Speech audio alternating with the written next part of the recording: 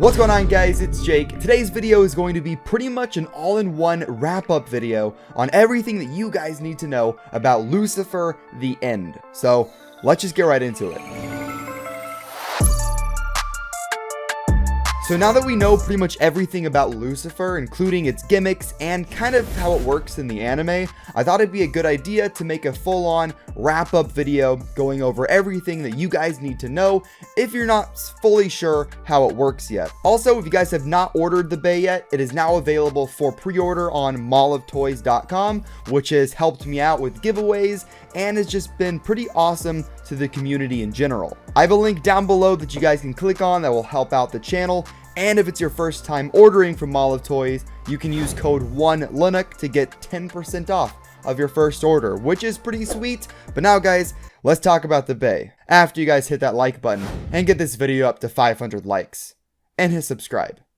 But now we can talk about the Bay. So of course, this Bay is used by Lean in the anime and is the evolution to Variant Lucifer, obviously. And it actually just recently kind of popped up in the anime last week in a battle up against Shu, which I'm not going to spoil, but overall, it's got a lot of abilities to talk about. And since this is a limit break Bay, it is going to have a limit break ability, which is pretty much this outer wall just kind of shifting down. And in the anime, this is used to like shove bays into the stadium. And whether or not we're going to see that actually happen in real life, I have no idea, but it's still unique nonetheless. But of course, that's not the only kind of gimmick that this Lucifer layer has.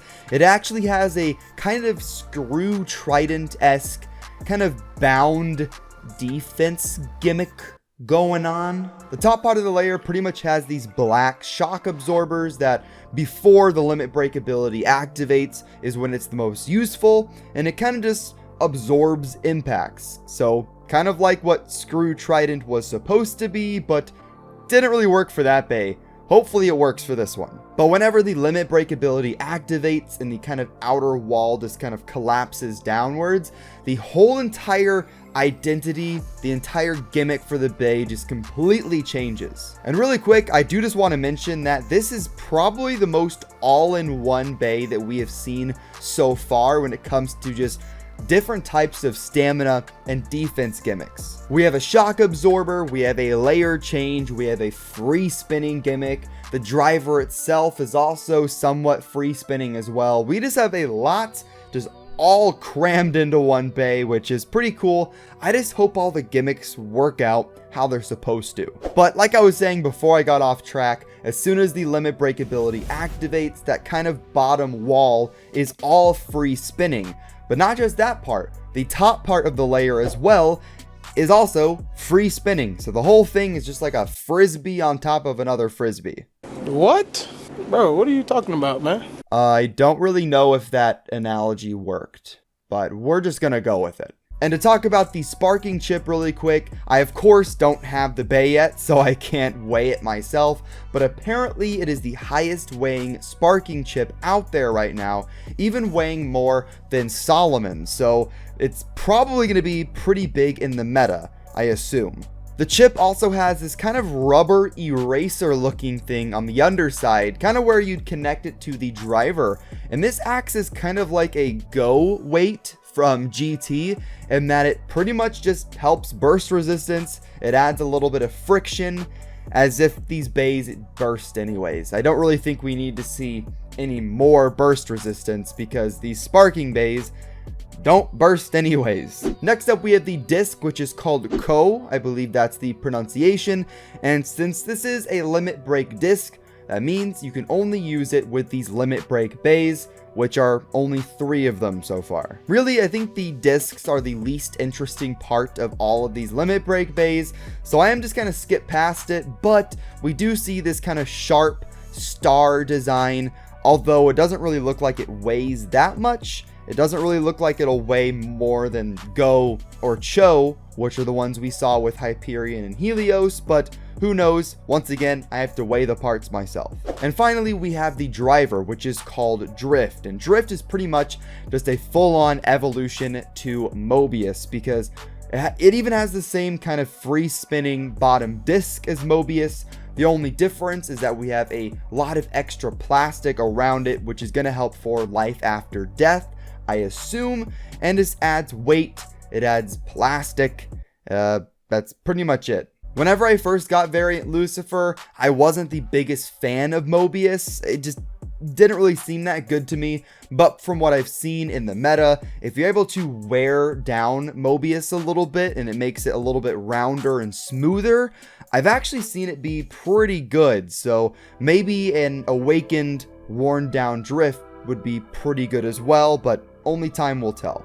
And the final thing to talk about from the Takara Tomy video, where I'm getting these pictures from, which will be linked in the description down below, is a battle between Lucifer and Infinite Achilles. Now, disclaimer, I kind of say this every time I cover a Takara Tomy battle.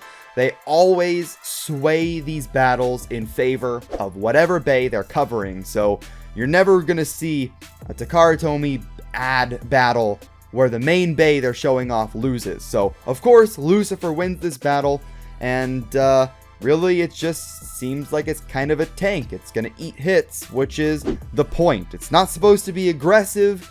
It's supposed to have some decent stamina, but mostly be a defensive powerhouse. And that, guys, is pretty much gonna wrap up the coverage on Lucifer The End. That's everything we know, and it's pretty much everything to know. I could go into how it's used in the anime, I guess, but I know a lot of you guys out there haven't really seen the latest episodes yet, so I'd rather not spoil it for you guys. If you guys do want to see anime spoilers though, I do make episode reviews of the newest episodes of Beyblade Burst Sparking every Friday, so go and check those out. But that is going to wrap up this video, guys. If you liked it, hit the like button down below. We're only trying to go for 500 likes. Hit subscribe to join the Nook Nation. And like I said earlier, this Bay is available for pre-order on Mall of Toys, which I would highly recommend. And use my link in the description down below. Use code 1ilinnuc, 10% off your first purchase. It's kind of a big deal. But I'll see you guys in the next one. Have fun, and Bay away. Hey, look, I found a meme about you. Oh, I just got. I would go on a 3. Dead.